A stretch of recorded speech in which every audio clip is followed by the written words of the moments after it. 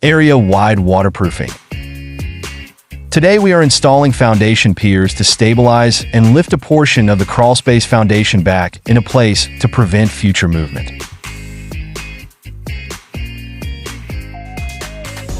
Foundation piers require some excavation along the foundation for installation. We then use heavy machinery to guide and drive the steel pier 30 to 60 feet below grade until it reaches bedrock or load-bearing soil.